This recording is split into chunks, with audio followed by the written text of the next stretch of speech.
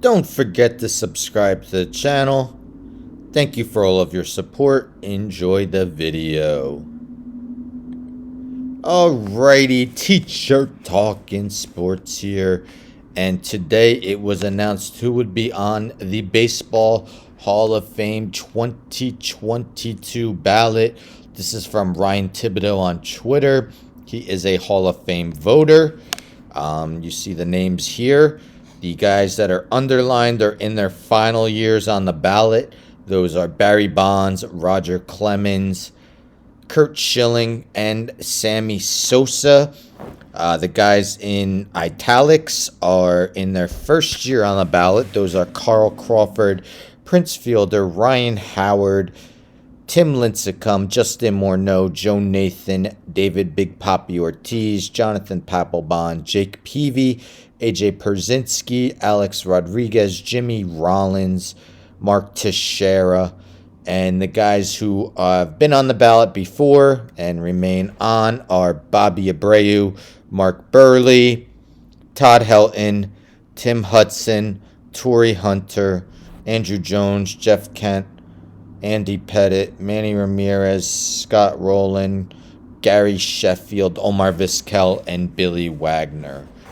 So, in order to be inducted into the Hall of Fame, a player needs 75% of the vote. And if we look at last year's voting, this is from Baseball Reference, there wasn't a single player who got voted in last year. Curt Schilling led the way with 71.1%. The top three vote getters are on their last year on the ballot this year: Schilling, Bonds, and Clemens. Scott Rowland and Omar Vizquel got close to half the vote, as well as Billy Wagner. So we shall see. Could it be 2 straight years where nobody gets voted in? I would think David Ortiz would be a lock if it wasn't for this. This is an ESPN article from back in 2009. Manny Ramirez, David Ortiz were among the 140 Major League players listed as having tested positive for performance-enhancing substances in 2003. This was a list of players who were supposed to remain confidential. This was never supposed to come out, but it did leak. It's not clear what the performance-enhancing drug David Ortiz tested positive for.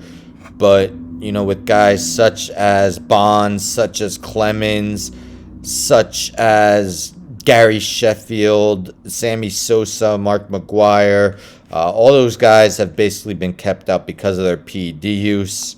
I mean, Bonds is the all-time home run leader. Clemens, one of the greatest right-handed starters in MLB history, if you look just at the stats. So will that report from 2003, well, it came out in 2009, but 2003, him testing positive for PED, affect his vote? We shall see. He was never suspended for it.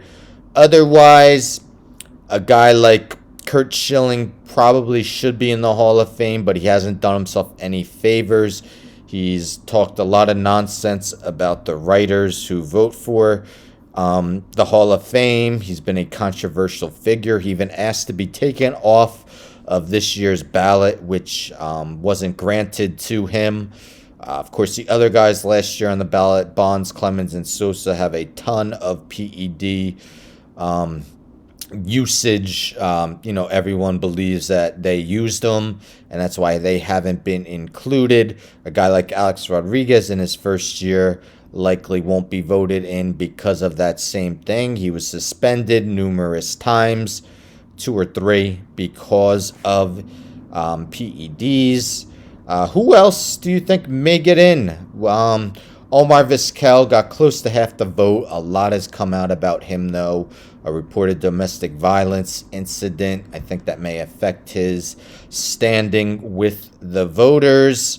A guy like Todd Helton, of course, has that Coors Field stigma with him. If you look at his numbers, he's a surefire Hall of Famer, but not until Larry Walker was a guy who predominantly played a lot of their home games at Coors has any of those guys been voted into the Hall of Fame.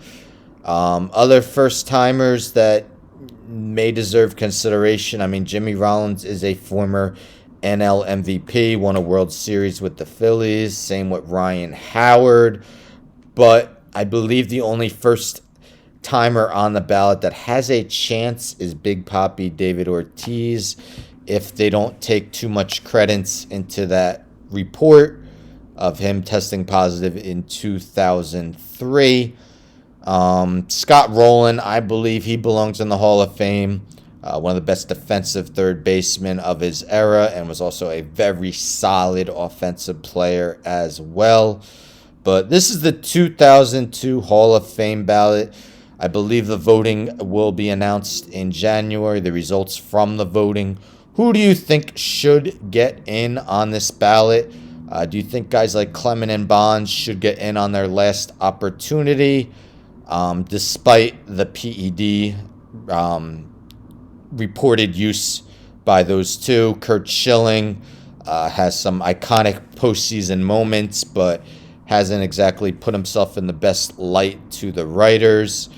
Who do you think gets in? David Ortiz, do you believe he gets in despite that 2003 testing positive? Let me know in the comments below. Don't forget to subscribe to the video, like the video, subscribe to the channel, hit the bell for notifications, share the video. I'm out.